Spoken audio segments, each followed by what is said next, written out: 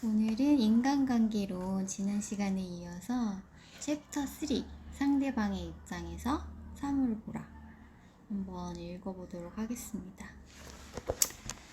해마다 여름이 되면 나는 가끔 메인주에 낚시하러 간다. 나는 딸기와 아이스크림을 무척 좋아하는데 어떤 이유인지 물고기는 지렁이를 더 좋아한다. 그러므로 나는 낚시하러 갈 때는 내가 좋아하는 것은 생각하지 않고 물고기가 좋아하는 게 뭘까라고 생각한다. 나는 물고기 앞에는 딸기와 아이스크림을 매달지 않고 지렁이나 메뚜기를 들여놓고 자, 맛있게 먹어라 라고 말한다. 사람을 낚을 때도 이와 똑같은 방법을 이용하지 않는가? 우리는 왜 자신이 원하는 것에 관해서만 이야기하는가? 그것은 어린아이의 장난처럼 유치하고 우스꽝스러운 짓이다. 다른 사람을 움직일 수 있는 유일한 방법은 그들이 원하는 것에 관해 이야기하고 그것을 어떻게 하면 얻을 수 있는지 보여주는 것이다. 이것을 잊고서는 사람을 움직일 수 없다.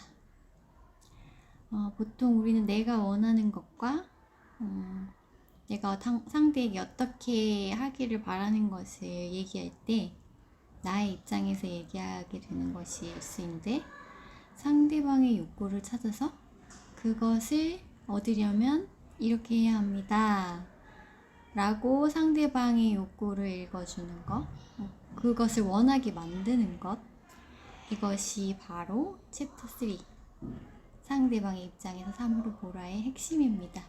여러 가지 에피소드를 들고 있는데 그 중에서 제 마음속에 들어왔던 에피소드만 읽어드리도록 하겠습니다. 해리 A. 오버스트리트 교수는 그의 유명한 저서 인간의 행동을 지배하는 힘에서 이렇게 말했다. 인간의 행동은 마음속에 강한 욕구에서 생긴다. 따라서 사업에서나 가정, 그리고 학교에서나 전개에서 장차 리더가 되려는 사람에게 해줄 수 있는 최선의 충고는 첫째, 다른 사람의 마음에 강한 욕구를 불러일으키는 것이다. 그것을 할 수 있는 사람은 전 세계를 얻을 수 있고 그렇게 할 수 없는 사람은 외로운 길을 걷는다.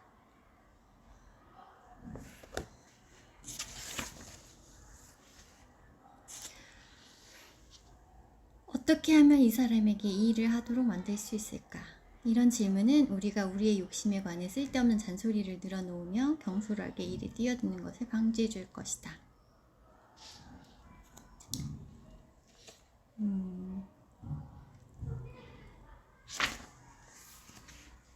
당신은 내가 원하는 것에 대해서는 한마디 말도 하지 않고 내가 원하는 것을 얻어내야 한다는 사실에 주목하기 바란다. 나는, 이 책의 저자는 시종일관 상대방이 원하는 것과 그것을 어떻게 얻을 수 있는지에 관해서만 이야기했다. 성공의 유일한 비결은 다른 사람의 생각을 이해하고 당신의 입장과 아울러 상대방의 입장에서 사물을 바라볼 줄 아는 능력이다. 라고 헨리 포드는 말했다.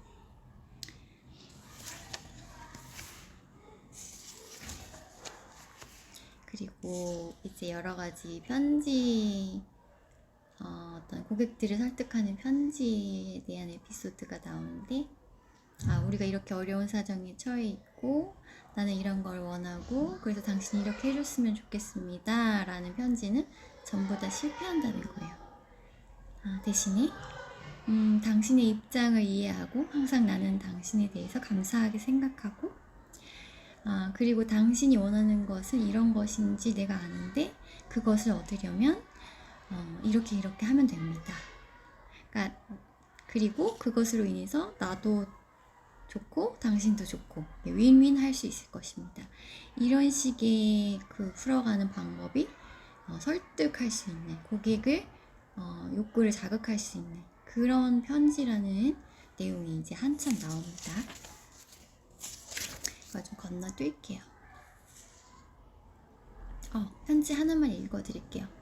이 모범 사례라고 생각한 편지. 존경하는 은행장님께 10년 동안 은행 실무를 쌓은 저의 경력이 귀은행과 같이 급속도로 발전하는 회사에 도움이 될 것입니다.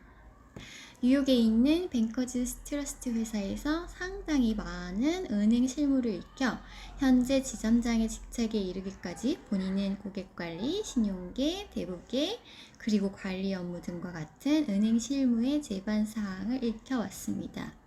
저는 피닉스로 5월 중 이주하게 되며 귀은행의 성장과 수익에 이바지할 수 있으리라 자부합니다. 4월 넷째 주경 피닉스에 갈 때 제가 귀은행에 얼마나 도움을 드릴 수 있는가에 대해 말씀드릴 기회를 주시면 대단히 감사하겠습니다. 그럼 안녕히 계십시오. 바바라 L. 앤더슨 요림. 자, 이 편지는 당신에게 내가 도움이 될 수 있다는 확신을 가진 어떤 사람이 쓴 편지처럼 느껴지잖아요. 그래서 이 듣는 사람에게, 이것을 읽는 사람에게 엄청난 호기심을 불러일으키는 거죠.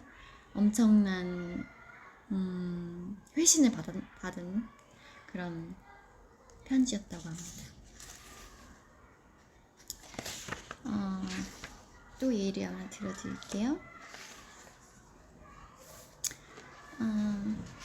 이 세상은 자기 것만 생각하는 이기적인 사람들로 가득 차 있다.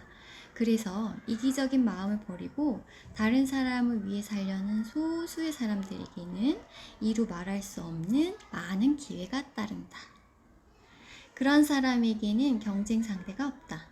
저명한 변호사이며 미국 업계의 위대한 지도자인 오웬 D. 영은 언젠가 다른 사람의 입장에 서서 그들의 마음이 움직이는 것을 간파할 수 있는 사람이라면 장차 자기 앞에 어떤 일이 닥치더라도 조금도 걱정할 필요가 없다고 말했다. 이 책을 다 읽고 난 뒤 당신이 항상 다른 사람의 입장에서 사물을 보려고 한다면 이 책이 당신 인생의 귀중한 주춧돌이 되었음을 쉽게 깨닫게 될 것이다. 다른 사람의 입장에 서서 그로 하여금 어떤 것에 욕구가 생기게 만드는 것이 그 사람을 기만해서 그에게는 해가 되고 내게는 이익이 되는 일이라고 이해해서는 안 된다. 그러니까 그 사람을 이용한다고 생각하지 말라는 거죠. 양쪽 모두 협상을 통해 서로 이익을 얻어야 한다. 버밀렌에게 보낸 편지를 보더라도 쌍방이 제시한 요구사항을 충족시킴으로써 서로 이익을 얻고 있다. 은행 측과 앤더슨 여사와의 관계에서도 은행으로서는 유능한 고용인을 얻은 셈이고 앤더슨 여사로도 알맞은 직업을 갖게 된 것이다. 그 편지로 인해 서로 이익을 얻게 된 것이다. 루카스에게 보험에 가입하도록 만든 존의 경우도 모두 이 거래를 통해서 서로 이익을 얻고 있는 것이다. 서로 윈윈할 수 있었다는 거죠. 그런 지점을 공략을 해야 된다는 거예요. 이것이, 이 선택이, 이 결정이 당신에게 어떤 이익과 어떤 도움을 가져다 줄 것이고 그리고 나에게도 이것이 도움이 될 것이다. 이렇게 설득을 하라는 거죠.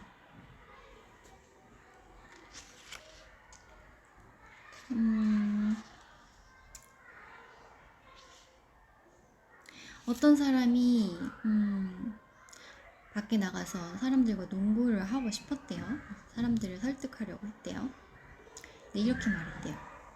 여러분과 밖에 나가 농구를 하고 싶습니다. 농구를 하고 싶어서 몇 번 체육관에 가봤는데 사람들이 몇 명 되지 않아 할 수 없었습니다. 며칠 전에는 인원이 2-3사람밖에 되지 않아 그냥 서로 공 던지기를 했는데 공에 맞아 눈가에 시퍼런 멍이 들었습니다. 여러분, 내일 밤에는 꼭 나와주십시오. 난 농구를 하고 싶습니다.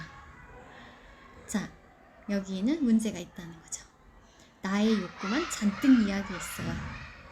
대신에 당신이 체육관을 이용함으로써 얻게 될 이점을 사람들에게 설득했다면, 예를 들어 체육관에서 나와서 농구를 하면 왕성한 원기, 강렬한 식욕, 맑은 두뇌, 재미 등을 얻을 수 있을 것이다. 이렇게 강조했더라면 좋았을 거라고 이 책은 지적하고 있어요. 아까 말한 그 오버스트리트 교수의 현명한 충고 다시 한번 들어보자고 하네요. 우선